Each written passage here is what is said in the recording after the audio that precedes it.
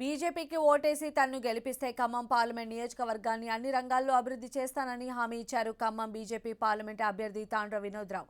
తాను రైతు బిడ్డనని, లోకల్ బిడ్డనని, మన సమస్యలు మనమే పరిష్కరించుకుందామన్నారు. అధికారంలోకి వస్తే 100 రోజుల్లోనే కాంగ్రెస్ 6 గ్యారంటీ అమలు చేస్తామని హామీ ఇస్తేనే జనం ఓటు వేశారని, కానీ అధికారంలోకి వచ్చిన తర్వాత ఇచ్చిన మాటను కాంగ్రెస్ నిలబెట్టుకోలేదన్నారు. ఖమ్మం గడ్డపై కాషాయ జెండా ఎగరవేస్తా అంటున్న బీజేపీ అభ్యర్థి వినోద్రావుతో మా ప్రతినిధి సైదులు ఫేస్ టు ఫేస్. రాష్ట్ర రాజకీయాల్లో ఖమ్మం రాజకీయాలు రసవత్తరంగా మారాయి.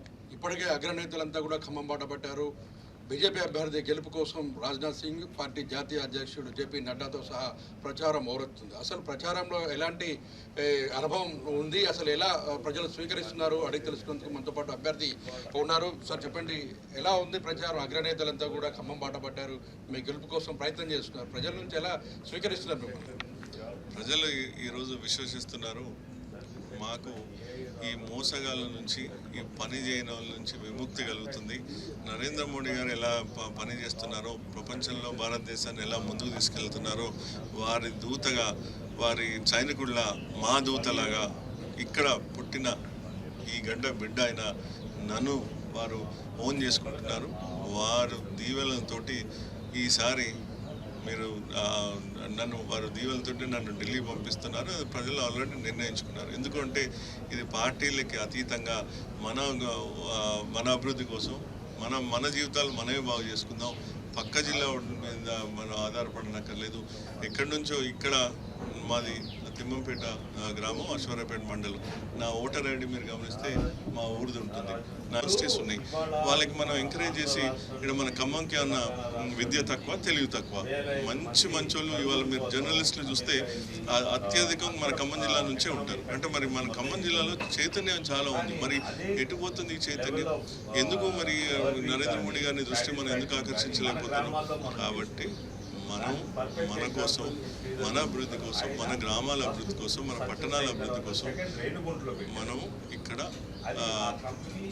తెచ్చుకునే అవకాశాలు చాలా ఉన్నాయి. కాబట్టి ప్రజలు ఇది గమనిస్తున్నారు. కాబట్టి వారు వచ్చే స్పందన అది.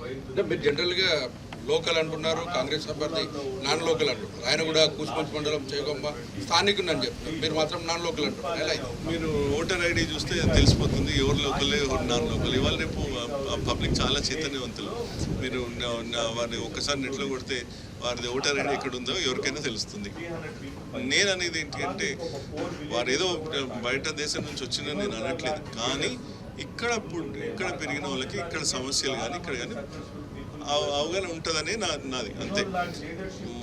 నాకున్న ఎక్స్పోజర్, నాకున్న ఏదైతే నేను పెరిగిన విధానం కానివ్వండి, లేకపోతే గ్రామాల నుంచి వచ్చిన విధానం కానీ, నాకు ఉన్న సంస్కృతి ఇచ్చిన నా గ్రామస్తులు కానీ, నా తల్లిదండ్రులు కానీ, నాది నేను ప్రజల్లోకి మళ్ళీ నేను తిరిగి ఇవ్వాలని, కాంట్రిబ్యూట్ చేయాలని తపనతోటి నేను వచ్చింది. అది నరేంద్ర మోడీ గారు గుర్తించి అవకాశం ఇచ్చింది. జనరల్గా సంకీర్ణ ప్రభుత్వం రాబోతుంది అని చెప్తున్నారు కేసీఆర్. మీరు ఎలా చూస్తారు? సంకీర్ణ ప్రభుత్వం వస్తుందా, మోడీ ప్రభుత్వం వస్తుందా? ఈరోజు మోడీ గారి ప్రభుత్వం మూడోసారి మోడీ సర్కార్ అనేది అది తెలిసిపోయింది.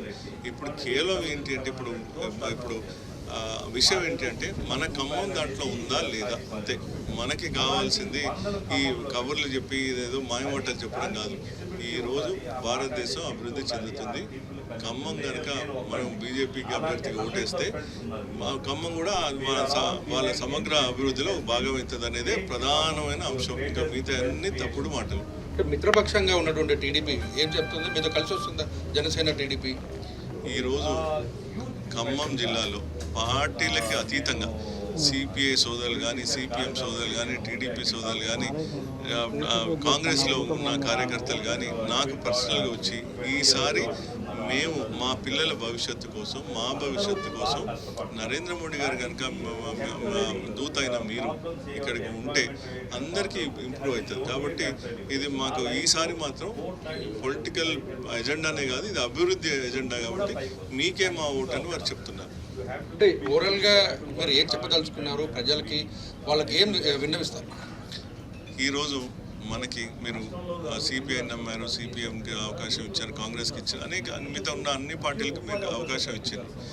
మీరు మొన్న అసెంబ్లీ ఎలక్షన్స్లో అనూహ్యంగా కాంగ్రెస్కి మీరు మద్దతు ఇచ్చిండ్రు, మీరు కాంగ్రెస్ని నమ్మిండ్రు. వారు ఒక 6 గ్యారెంటీలనేవో చెప్పారు, అవి ఇంతవరకు కావట్లేదు. మీరు మోసాలకి మాటలు నమ్మి మనం మోసపోయాం.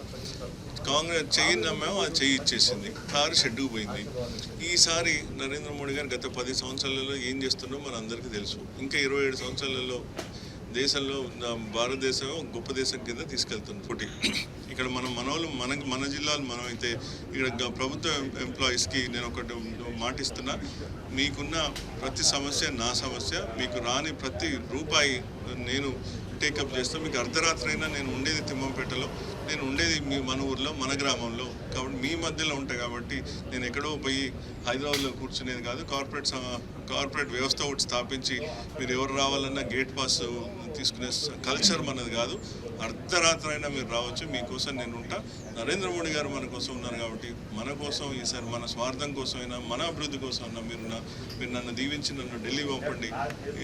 మీ సేవకుడిలా ఉండే బాధ్యత నాది.